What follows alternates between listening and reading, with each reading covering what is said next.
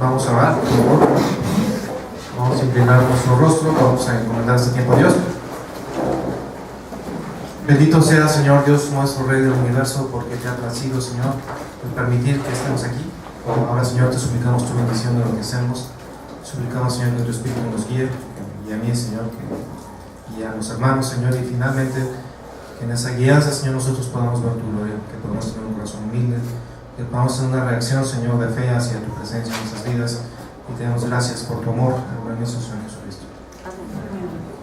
Bueno, hermanos, hemos estado viendo la carta a los Colosenses. Colosas era una ciudad que ya de hecho ya no existe, en lo que ahora se llama Turquía, en una península que se llama Anatolia, más o menos allá por lo que ahora es Turquía, ¿no? Y estaba a 18 kilómetros de una iglesia que ustedes también conocen, que se llama la Laodicea. Sí. Es que pensé más rápido. Esa iglesia inclusive viene nombrada en el libro de Apocalipsis, ¿sí? Ahora, la iglesia de Colosas como tal era una ciudad que, bueno, de ahí viene la palabra colosal, porque había un coloso, era un puerto, una zona portuaria, y había una estatua colosal, de ahí se llama evidentemente Colosas. Y finalmente la esencia de la ciudad era una ciudad comercial, ¿no? Sin embargo, ya para este siglo la ciudad había caído menos, ¿no? La ciudad ya no era tan pujante, y había 4 grupos de personas que vivían en esa ciudad. Uno eran los frigios de esa zona, un grupo étnico que ya de hecho ya está extinto. Estaban los griegos, estaban los romanos, y había una fuerte comunidad judía, ¿no? Ahora, en esta ciudad de Colosas también había un grupo muy importante de cristianos. Estamos hablando de los primeros siglos, ¿no? Primer siglo. Es interesante ver esto porque el cristianismo como tal se comenzó su expansión en lo que ahora se conoce como Turquía, y ahora en Turquía menos del 5% de las personas son creyentes. Entonces, profesan ser creyentes, al menos, ¿no? Entonces, eso es muy interesante.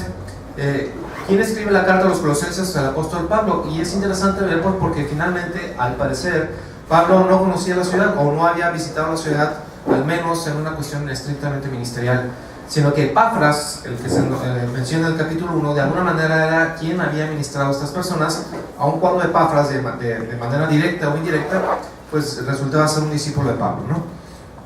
Entonces, estando en esas circunstancias, se escribió el capítulo 1, y del capítulo 1 la intención de Pablo para escribir aquí era animar a los hermanos ¿a qué? A que no desfallecieran. Al contrario de lo que muchas cartas comienzan con un regaño frontal, como el caso de Gálatas, en donde comienza diciendo ¿quién nos fascinó para que se desvieran?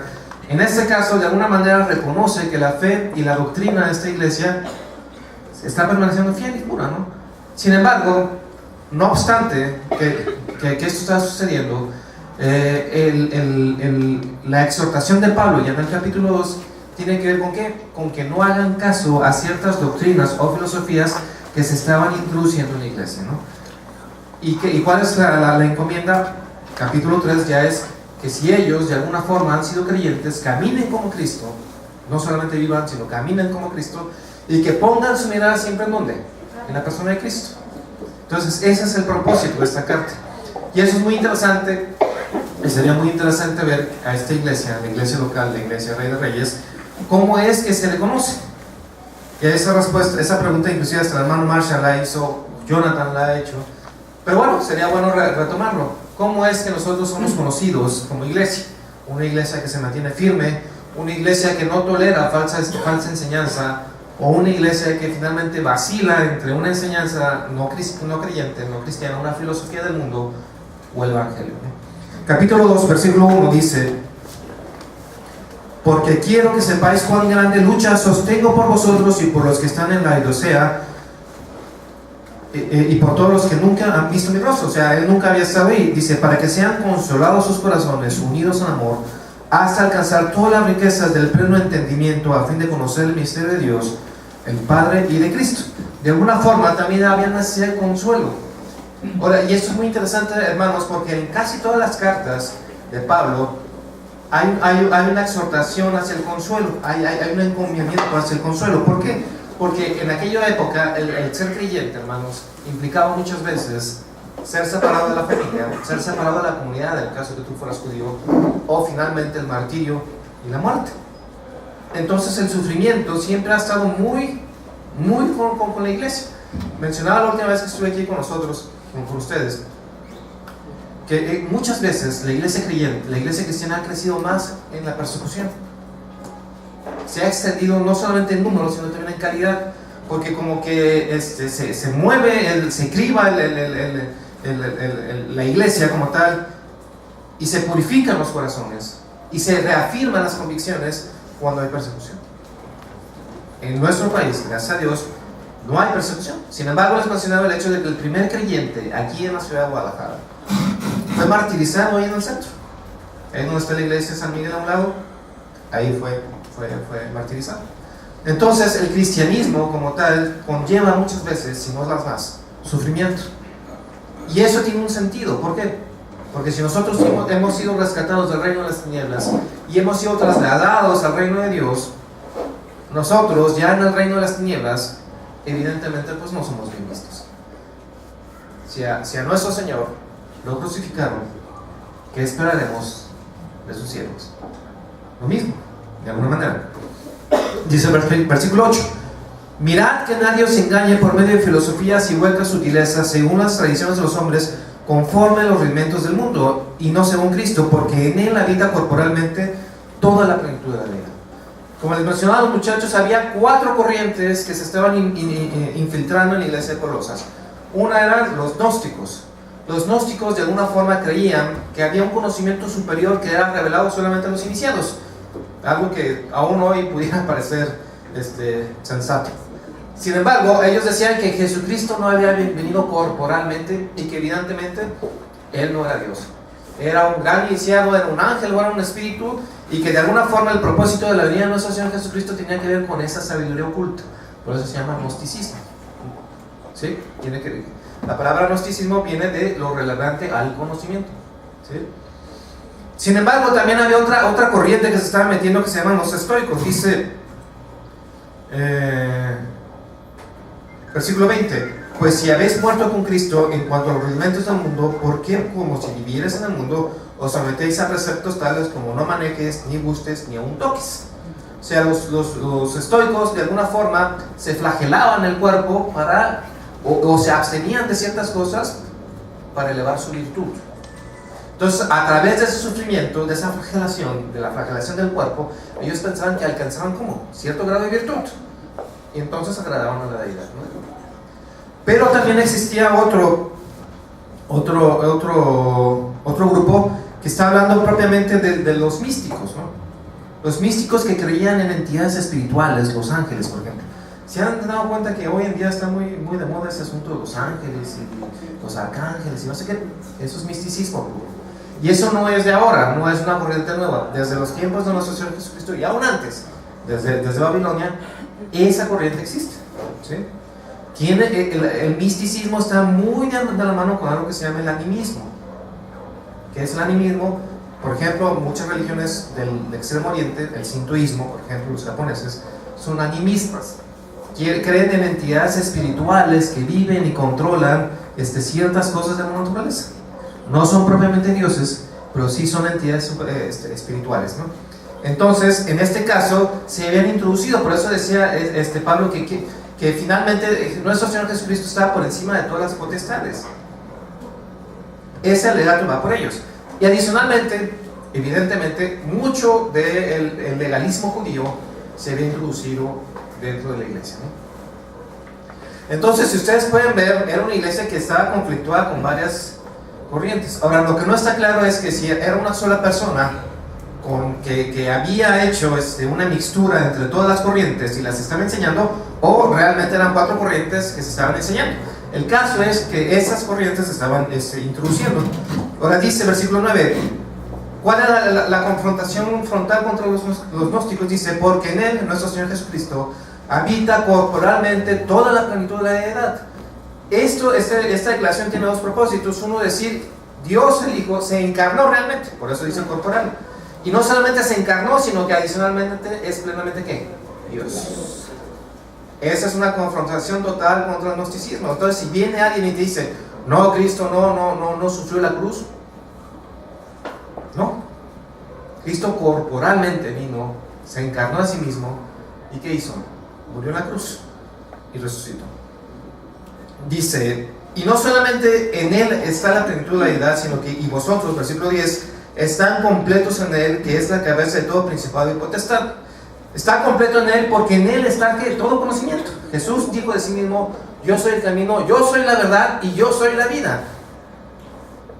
La verdad y la vida. Nosotros entendemos como creyentes, como cristianos, que la verdad está encarnada en una persona, y esa persona es ¿quién? Nuestro Señor Jesucristo. La verdad absoluta, ¿sí? ¿Creemos en lo absoluto? Sí. ¿Creemos en la verdad? Sí. Y esa verdad es una persona, y esa verdad es ¿qué? Plenamente Dios. Es plenamente humano, corporalmente, se encarnó a sí mismo, y es plenamente Dios. Es lo que está diciendo Pablo. Entonces, todas las doctrinas que tenían que ver con el gnosticismo no son bíblicas, no son ciertas. No es parte de una doctrina cristiana, aunque pareciera ser o tener cierto grado de virtud. Adicionalmente dice, en Él también fuisteis circuncidados en la circuncisión no hecha a mano, al echar de vosotros el cuerpo pecaminoso carnal en la circuncisión de Cristo. Bueno, esto pareciera muy rebuscado, pero evidentemente que esta es una confrontación no contra los gnósticos, sino contra ¿quién? Contra los legalistas judíos, que decían que además de todo nosotros nos teníamos que circuncidar como prosélitos judíos. ¿Se da cuenta? Esa sí era una verdadera mortificación de la carne por la edad. Ahora, ¿cuál es el sentido de la circuncisión? Bueno, porque hay lo que se conoce como la teología de la sustitución, que bueno, eso no lo vamos a tocar, pero bueno, nosotros no creemos propiamente en la teología de la sustitución. Pero bueno, aquí el punto es, ¿por qué eran circuncidados? Hay que regresarnos, es cultura medio oriental. Y el punto era el siguiente. Si ustedes se dan cuenta, Israel estaba rodeado por naciones paganas. Y todas las naciones paganas que estaban rodeadas hacían culto a la fertilidad. Todas, Astarot, Astaret, todos ellos, Tubal, eran diosas que estaban relacionados con la fertilidad. Y de alguna forma estaban representados por el órgano reproductor masculino, ¿no? Entonces, en esa época, circuncidarte implicaba mutilación del órgano, obviamente. ¿Y qué quiere decir con eso? Pues finalmente estamos renunciando al mundo, renunciando a lo que ellos creían, renunciando a ese sentido de fertilidad. Ese es el punto, una renuncia al mundo. Y aquí está diciendo que nosotros no somos circuncidados según la carne, sino según ¿quién? Según el Espíritu. Entonces, el hecho de que nosotros seamos creyentes implica una renuncia ¿a qué? Al mundo. Que era muy acorde a lo que estaba sucediendo, porque esas filosofías eran mundanas. Y decía Pablo, no les hagan caso. Ustedes no están renunciando a una cuestión carnal. ¿Están renunciando a qué? Al mundo, a sus placeres, a todo su sistema de valores y a todo su sentido de verdad. Ese era el punto. Nosotros ya no pertenecemos a este mundo. Y dice, continúa diciendo, sepultados con él en el bautismo, en el cual fuisteis también resucitados con él, mediante la fe en el poder de Dios que lo levantó de los muertos, y a vosotros, estando muertos en pecados y en la incircuncisión de vuestra carne, os dio vida juntamente con él, perdonándonos ¿cuántos pecados? Todos. Entonces, ¿cuál es el propósito de la presencia de nuestro Señor Jesucristo aquí? Perdonarnos ¿cuántos pecados? Todos. ¿En dónde? En la cruz del Calvario. ¿Por qué? Porque si usted dice el versículo 14, y anulando el acta de los decretos que había contra nosotros, que nos era contraria, quitándola de medio y clavándola en la cruz y despojando los principados y las potestades, y las potestades, los exhibió públicamente, triunfando sobre ellos ¿dónde? En la cruz. ¿Qué es lo que está pasando aquí? Bueno, esta es una alegoría estrictamente judicial. En el mundo romano, cuando alguien cometía algún delito, se hacía algo que se conoce como un acta de decretos. Y el acta de decretos decía básicamente, mira, esta persona se la está enjuiciando por ladrón, por asaltar con mano armada, por lo que sea, ¿no? En el caso de nuestro Señor Jesucristo, bueno, y esa acta de decretos se colgaba en el lugar donde se pagaba la culpa. Si tú estabas encarcelado, en la puerta de tu celda había un acta de decretos que decía, bueno, este hombre está encarcelado aquí por estos delitos. En el caso de nuestro Señor Jesucristo, se recordarán que en la cruz había una inscripción, Esa inscripción era un acta de decretos, y al decir que él era el rey de los judíos, lo estaban crucificando. ¿Por qué? Por traición. Dice aquí Pablo que existe un acta, o que existía un acta de decretos contra nosotros. ¿Por cuáles pecados? No, pues imagínense. O sea, imagínense. O sea, si en el caso de los hombres, con desear, por ejemplo, que la muerte o enojarse con una persona ya es pecado, no, pues estaríamos. Imagínense cada vez que manejamos y se nos atraviesa una persona, estamos pecando, ¿no? Ese era el punto. Dice que esa acta de decretos, que era bastante, fue puesta en el lugar de nuestra condena. ¿Y nosotros qué merecíamos por ello? La muerte. ¿Y quién murió? Y dice que el acta de decretos que me era contraria individualmente, la que le era contraria individualmente a usted, fue tomada y fue clavada ¿en dónde? En la cruz. Y eso quiere decir que alguien estaba pagando esa es la anulación de esa acta. ¿Quién estaba pagando? Nuestro Señor Jesucristo. Y dice que en la cruz no solamente estaba pagando, sino además de todo, Él estaba venciendo ¿a quiénes? A todos los principados y todas las potestades. Dicho de otra forma, a todos los demonios y a Satanás, estaba venciéndolos ¿en dónde? En la cruz del Calvario. En la cruz. Porque además dice que los despojó. ¿De qué los despojó? De muchos esclavos. Y yo digo, ¿cuáles esclavos? Voltea y ve a su vecino. De todos ellos han sido despojados y hemos sido trasladados al reino de ¿quién? Dios. Y volviendo a lo que está diciendo aquí, no solamente hemos sido trasladados al reino de Dios, sino además que Dios demanda de nosotros que renunciemos ¿a qué? A todo. Ser creyente, ser cristiano implica renuncia. Ser creyente y ser cristiano implica que nosotros renunciemos ¿a qué? A todo. A todo. Dice nuestro Señor Jesucristo que si nosotros valoramos más a nuestro padre y a nuestra madre y a nuestra familia, no somos dignos de ser llamados como sus discípulos.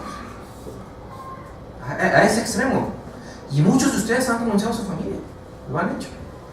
Muchos de ustedes han renunciado a sus amistades. Lo han hecho. Muchos de ustedes han renunciado inclusive a cuestiones que parecieran ser un futuro prominente. Lo han hecho. Y no lo han hecho por ustedes mismos, sino lo han hecho ¿por qué? Por Dios, por la presencia del Espíritu Santo en sus vidas. Y en eso nosotros llevamos ¿qué? Galardón. Llevamos un galardón. Y ese galardón de alguna forma tendrá que ser puesto a los pies de nuestro Señor Jesucristo para la gloria de su santo nombre. ¿Se da cuenta? Ese es el propósito de ser creyente. Y dice adicionalmente: por tanto, nadie os juzgue en comida o en bebida o en cuántos días de fiesta alguna nueva o días de reposo. Está hablando de judíos. Dice: todo lo cual es sombra de lo que ha de venir, pero el cuerpo es de Cristo. Nadie os prive de vuestro premio, afectando humildad y culto a los ángeles, entremetiéndose en lo que no han visto, vanamente hinchados por su propia mente carnal. ¿Se da cuenta? ¿Qué es lo que está sucediendo aquí? Aquí están ya entrando los místicos. Y dice que esas doctrinas místicas son carnales totalmente.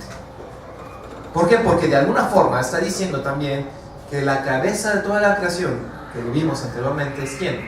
Cristo. Y la cabeza de toda la creación implica también a cualquier inteligencia creada.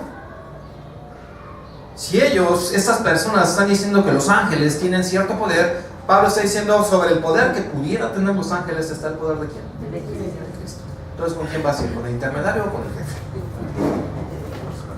Con el jefe. Ese es el punto. Pero al margen de todo eso, dice que esa doctrina no proviene de Dios. ¿Proviene de quién? De tu carne, de su deseo carnal y de una humildad vana, de una falsa humildad. Porque Dios dice: no, nosotros vamos por aquí, somos entidades espirituales. Pero dice, finalmente, al ser una humildad vana, lo que ellos requieren es ¿qué? Reconocimiento propio. Ese es el punto. Y muchos hermanos en la iglesia tenemos falsa humildad, hermanos. O sea, ser espiritual no quiere decir que tú pongas tu carita de cordero a medio de morir, te pongas debajo de los dinteles de la puerta pidiendo piedad a Dios. No es esa la humildad que Dios requiere. La humildad que Dios requiere es que tú tengas un perfecto conocimiento de quién eres tú y quién es Él. Y evidentemente que ese conocimiento de quién eres tú y quién es Él te va a llevar ¿a dónde? A los pies del Señor. ¿Cuánto tiempo? Siempre. Bienaventurados los pobres en espíritu, porque de ellos es el reino de los cielos. Los pobres en espíritu, los que dependen continuamente de la persona de Dios, los que no son independientes y se van por la libre, sino que todas las cosas las consultan con su Dios y le sirven continuamente. Esos son los pobres en espíritu, los que dependen absolutamente de Dios, los que saben que no están seguros en su trabajo, aunque sean muy buenos trabajadores, porque ellos saben que el trabajo depende de ¿quién? De Dios. Depende de Dios. Que su matrimonio depende de Dios, que su familia depende de Dios, que la iglesia depende de Dios, que su ministerio depende de Dios. Todo depende de Dios. Por eso dice también en la carta de los Colosenses que Él es el sustentador de todo. Sustentador quiere decir sustentar, sostener. ¿Quién sostiene sus manos, hermano? Dios. ¿Quién lo ha sostenido en los peores momentos? Dios. ¿Quién le ha dado vida eterna? Dios. ¿Quién le ha asistido para que usted pueda ser salvo? Dios. Dios es la entidad, la persona indispensable, la necesaria, la suficiente. Y continúa diciendo, y no haciéndose, o sea, tomándose de la cabeza, en virtud de quien todo el cuerpo, nutriéndose y uniéndose con las coyunturas y de elementos, crece en el conocimiento que da Dios. Estamos hablando de filosofía. Sin embargo, Pablo no está diciendo que toda la filosofía sea mala. Está diciendo que toda la filosofía que nos lleva a la carne es mala. Entonces, ¿cuál es la filosofía que es buena? Pues la filosofía que nos lleva al conocimiento de ¿quién? De Dios. Y la filosofía que está unida ¿a quién? A Cristo. Y que la filosofía que además está nutrida por la persona de Cristo. Bueno, aquellos que les gusta la filosofía, aquellos que les gusta la filosofada y todo ese tipo de cosas, estos del capítulo 2, parte del capítulo 3, es filosofía pura. Porque habla de un concepto de verdad. ¿Quién es la verdad? Jesucristo. Habla adicionalmente de un concepto de valor. Lo que nosotros creemos es lo que valoramos. ¿Qué valoramos? Valoramos la gloria de Dios. Valoramos la persona de Dios y todo lo que de Dios emana. Además tenemos una teoría del conocimiento. Dice que toda sabiduría proviene ¿de dónde? De Dios el Espíritu Santo, de Dios el Padre, de Dios el Hijo. ¿Se da cuenta? Y adicionalmente todas estas filosofías nos están llevando ¿hacia dónde? Hacia Cristo. Y si se da cuenta, ¿cómo es la manera en que nosotros contrarrestamos esta filosofía? A través del Evangelio. ¿Por qué? Porque aquí de alguna forma está describiendo el Evangelio, está describiendo que Dios se encarnó. Dios se encarnó. Pero no solamente está diciendo eso, sino que adicionalmente Él murió en la cruz. Y en la cruz, ¿qué es lo que estaba pasando? Estaban pagando mi pecado. Y adicionalmente dice que nosotros estábamos muertos en nuestros delitos y en nuestros pecados. Y que la única persona que nos podía salvar era ¿quién? Dios. Y además de todo eso dice que Cristo está vivo. Dice capítulo 3, versículo 1, si pues habéis resucitado ¿con quién? Con Cristo. Buscad las cosas de arriba donde estás Cristo sentado a la diestra de Dios. ¿Cuándo está sentado Cristo a la diestra de Dios? Ahora. ¿Y eso qué implica? Que está vivo. Evangelio puro. ¿Cuál es el mensaje más importante que tenemos los cristianos, los creyentes? El Evangelio. ¿Qué es lo más importante que debe ser predicado en la iglesia? El Evangelio. ¿Qué es lo más importante que usted debe estar recordando en su vida? El Evangelio. Porque en el capítulo 1 de la carta a los Romanos, Pablo decía que él quería predicar el Evangelio entre los creyentes por una razón, porque el Evangelio fortalece nuestra fe. Muchas veces, hermanos, desfallecemos, es normal. Dice que nuestro Señor Jesucristo que en el mundo nosotros tendremos aflicción, pero dice confiar. ¿Por qué? Porque Cristo ha vencido al mundo. Y eso, hermanos, ¿es qué? Es el Evangelio. El Evangelio es la victoria de nuestro Señor Jesucristo. El Evangelio, la buena noticia de que Él vino, murió en la cruz, pero que no está ahí, sino está sentado a la diestra del Padre. ¿Cuándo? Ahora. ¿Cómo? Corporalmente. ¿Se da cuenta? ¿Y a poco eso no le llena de gozo? Así es. No le llena de esperanza. Pablo es muy dado a un artículo de fe de tres proposiciones. Dice la esperanza, la fe y el amor. Siempre. ¿Se acuerda 1 Corintios 13? Ahora permanece la fe, la esperanza y el amor, y el más importante de esto es el amor. ¿Qué es la fe, hermanos? La fe de alguna forma es la sintonía de nuestra alma, nuestro corazón, con el corazón de Dios. Es una percepción de la voluntad de Dios y una respuesta afirmativa a esa percepción. Para que nosotros tengamos fe, necesitamos percibir a Dios. Porque el que le cree, el que tiene fe es necesario que ¿qué? Que le crea. ¿Se da cuenta? Ahora, ¿qué es el amor? El amor es mi corazón en sintonía con el prójimo. Y la esperanza, hermanos. La esperanza es creer en cosas futuras. Creer que Dios hace plenamente bien todas las cosas futuras. Eso es lo que nos da esperanza. La esperanza no la fijamos en cosas inmediatas, sino las fijamos en ¿qué? En cosas futuras. Y dice aquí, si pues habéis resucitado con Cristo, buscad las cosas futuras. ¿De dónde? De arriba. Hermanos, ¿a qué aspiramos? Bueno, ya hemos dicho que el cristianismo tiene aflicción. La tiene. ¿Pero qué aspiramos? ¿Por qué somos creyentes? ¿Somos creyentes para sufrir? No. Somos creyentes, ¿por qué? Porque esperamos el reino de Dios. Esperamos que un día los niños caminen seguros en la calle. Esperamos un día que el león esté sentado a un lado del cordero y sean amigos. Esperamos un día que un niño pueda meter su mano a la cueva de las serpientes y no pase nada. Esperamos un día en donde todos, el conocimiento de Dios sobrepase la tierra como las aguas cubren el mar. Esperamos un día en donde nuestro Señor Jesucristo esté sentado en su trono, reinando directamente a Él. Eso es lo que estamos esperando. Es lo que estamos esperando, ¿no? Y un día estar en la presencia de Dios y ver las marcas de nuestro Señor Jesucristo y caer humillados delante de Él con el corazón lleno de gozo. ¿O no esperamos eso? Así es. Por supuesto que esperamos eso. Entonces nosotros no somos creyentes de gratis. Somos creyentes porque esperamos eso. Y no importa lo difícil que pudiera ser el mundo, nuestra esperanza es mayor que eso. Porque nosotros tenemos puesta nuestra mirada en el resucitado. Nuestra mirada ahí. Déjame contarle la historia de un hombre. Él se llama Juan, o Juanito, o se apellida Jos. Juan Jos era un sacerdote que vivió en los 1400, bueno, nació en los 1300, murió en los 1400, y él era de una ciudad que se llama Praga, Checoslovaquia, lo que ahora conocemos como Checoslovaquia. Si usted se da cuenta, Juan Jos vivió unos 100, 120, 150 años más o menos antes que Lutero. Y Juan Jos era un hombre que tenía cierto grado de piedad.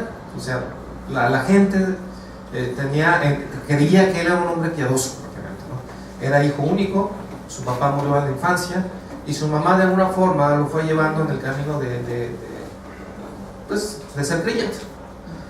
El muchacho llega, evidentemente a los 16, 17 años, ingresa a la universidad. Y en aquella época ingresar a la universidad más o menos servía para una de tres cosas: o te hacías notario, o te hacías abogado, o te hacías sacerdote. Había tres carreras. Entonces supongo que a él no se le daba ni la notaría ni la abogacía y terminó siendo sacerdote, ¿no? Entonces era la época de la Edad Media. La Edad Media, curiosamente en la Edad Media la iglesia fue infiltrada por muchas doctrinas, algunas gnósticas. O sea, ¿se dan cuenta? Ese asunto de no poder leer la Biblia porque solamente había unos iniciados que sí la podían leer, pues es gnosticismo puro. ¿O qué onda con los santos? Misticismo. ¿Y qué pasó con todas las reglas? Legalismo judaico. ¿Se da cuenta? Una iglesia, más o menos una sociedad muy parecida a esto. ¿Y qué tal con las mortificaciones del alma? Los ejercicios espirituales. Estoicismo. Sin embargo, este hombre comenzó a ver que todo ese tipo de cosas llegó a la iglesia, ¿a qué? O a la iglesia católica en ese momento, a corrupción. Existía mucha corrupción. Finalmente él comenzó ya desde el púlpito en la Universidad de Praga a decir, bueno, es que eso está mal, no es cierto ese asunto de las indulgencias, no puede ser que Dios evidentemente llegue a este asunto, y llegó a una conclusión ya siendo grande. Pero llegó a dos conclusiones. Una era, el principio de autoridad no puede ser una iglesia que tiene tantas desviaciones. El principio de autoridad debe ser ¿qué? La escritura. ¿De acuerdo? O sea, ese asunto de solo escritura no viene de Lutero, es anterior a él. Y no solamente eso, sino que él además, evidentemente, poniendo la escritura como la única autoridad, llegó a otra conclusión: la salvación es por fe. ¿De acuerdo? ¿Qué pasó? Pues como muchos intereses comenzaron a verse afectados, porque este hombre no solamente tenía esa doctrina, sino que la predicaba, le gustaba predicarla, y era muy vehemente al predicarla. Entonces resultó ser que la universidad comenzó a ser, y la iglesia evidentemente donde él predicaba, pues un centro de atención, y comenzó a crecer, y a crecer, y a crecer, y a crecer. Entonces dijeron, hay que pararlo. Le hicieron un concilio, pero él dijo, yo no puedo someterme a la autoridad de un hombre que hace tantos pecados, como en ese caso era el Papa Inocencio, creo. ¿Y qué pasó? Pues él se negó a asistir a ese concilio. Sin embargo, al siguiente concilio, el emperador directamente le pidió que fuera. Le da una carta para que, ¿sabes qué? No te van a hacer nada. Cosa que ya de entrada le debió haber hecho sospechar que sí iba a suceder. Llega a Leipzig, bueno, a Alemania, de hecho, y a Polonia, después a Italia, y comienza el concilio. Ya el Papa era Juan XXIII. Juan XXIII, él comenzó pues lo trató primero muy amistosamente, pero ya después empezaron las hostilidades, y llegó no solamente a ser un concilio, llegó a ser un juicio. Y el punto es de que él le pidieron que se retractara públicamente, y él les dijo, si ustedes pueden demostrarme con la Biblia de que yo estoy equivocado, en ese momento yo me retracto. ¿Usted quiere? Finalmente llegaron ya a ver la negociación. Como en México todo era negociable, comenzaron una negociación de ver, no, mira que no sé qué, que vino, mira, solamente retráctate con ese asunto de las bulas, ya con eso nos damos. Bueno, con eso, en eso estaban en esa negociación, cuando él se dio cuenta de algo, hermanos. Si yo me retracto aún de eso, que era lo superficial, todos mis seguidores van a ser acusados de qué? De herejes. Y si son acusados de herejes, ¿qué va a suceder con ellos? Entonces, ¿qué cree que hizo Juan José? No se retractó. Bueno, lo invitaron entonces a pasar a una ceremonia. En esa ceremonia lo conminaron con toda la santidad de la iglesia, que me hace investida, a que te retractes. ¿Sabe qué hizo? No se retractó. Le pusieron un gorrito con diablitos dibujados, le pusieron los hábitos sacerdotales y después se los despojaron. Hicieron toda una ceremonia de despojo y lo llevaron a la hoguera. Antes de pasar por la hoguera había un cúmulo había otra fogata, y ahí estaban quemando sus libros. Después pasaron a la hoguera y lo quemaron. Murió. ¿Y sabe qué estaba cantando mientras él murió? Salmo 91. El que habita el abrigo del Altísimo morará bajo la sombra del Omnipotente.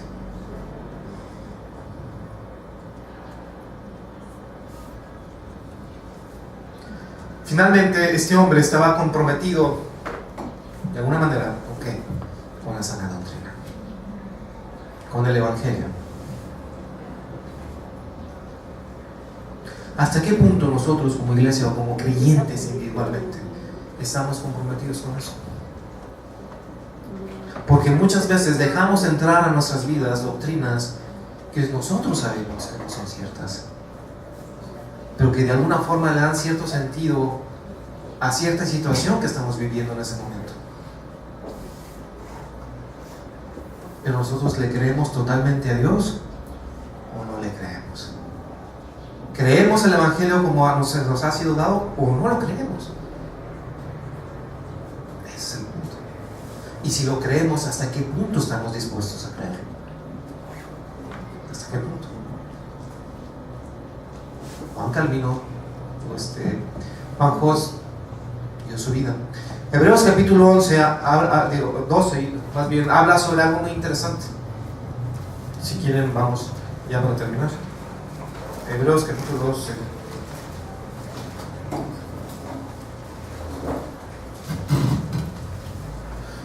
Versículo 1. Dice: por tanto, nosotros también, teniendo en derredor nuestro tan grande nube de testigos, despojémonos de todo peso y del pecado que nos asedia, y corramos con paciencia la carrera que tenemos por delante, puestos los ojos en Jesús, el autor y consumador de la fe, el cual por el gozo puesto delante de él sufrió la cruz, menospreciando el oprobio, y se sentó a la diestra del trono de Dios. Si usted lee el capítulo anterior, está hablando de los campeones de la fe, pero no los define como hombres victoriosos que hicieron grandes negocios, que ganaron grandes premios deportivos. Está diciendo hombres que le creyeron a Dios hasta las últimas consecuencias, y algunos fueron mutilados, otros fueron aserrados, dice que otros fueron devorados por bestias. Y sabe que algunos los nombran por su nombre, como Gedeón, como Barak, como Moisés, y otros, ¿sabe qué? Son anónimos, no tienen nombre. No tienen nombre en este capítulo, pero tienen un nombre escrito delante de la presencia de Dios. Así es. ¿Se da cuenta?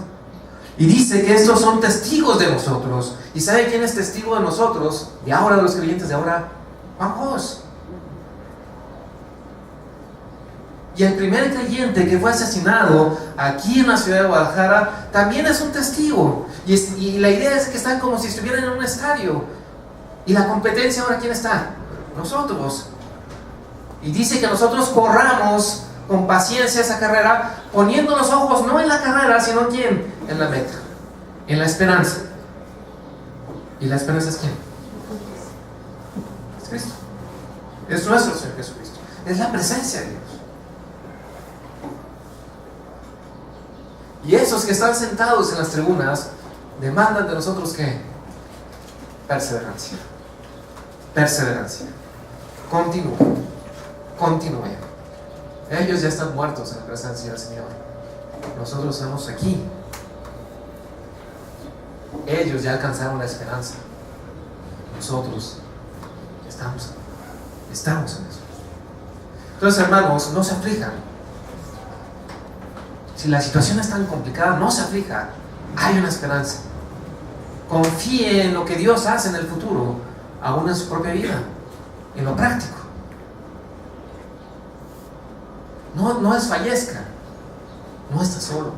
Hay una gran nube de testigos alrededor diciendo: puede ser que pierdas la vida, pero el gozo puesto delante de ti es supremo.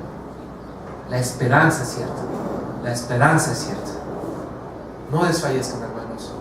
Ánimo. Nuestra meta está cerca. Sin embargo, para que nosotros podamos tener esa esperanza, necesitamos tener a Dios, el Espíritu Santo, viviendo en nosotros. Para que nosotros podamos perseverar en esa carrera, necesitamos a Dios, el Espíritu, viviendo en nosotros. Necesitamos ser regenerados. ¿Cuando regeneramos de qué? La Biblia habla muy claramente. Dice que todos somos pecadores. Todos, absolutamente todos. Que es pecado no amar perfectamente a Dios. Si usted puede decir: bueno, yo amo a Dios, ¿cómo puedes amar a un Dios que no conoces? ¿Cómo puedes relacionarte con una persona que no conoces? Y Dios demanda de nosotros dos cosas: que te arrepientas y que creas. Que vayas a la cruz del Calvario, para que el acta de decretos tuya sea colgada ahí también. Porque nuestro Señor Jesucristo ya pagó por ustedes. Ya pagó por mí. Ese es el punto. Y Dios compromete algo. Cuando tú llegas, el Señor a los pies de la cruz, el Señor toma tu vida, la transforma mediante el Espíritu Santo y te hace una nueva criatura. Un nuevo comienzo es posible. Y no solamente te da eso, sino además te da algo: esperanza. Esperanza. ¿Qué esperanza es la tuya? Vamos.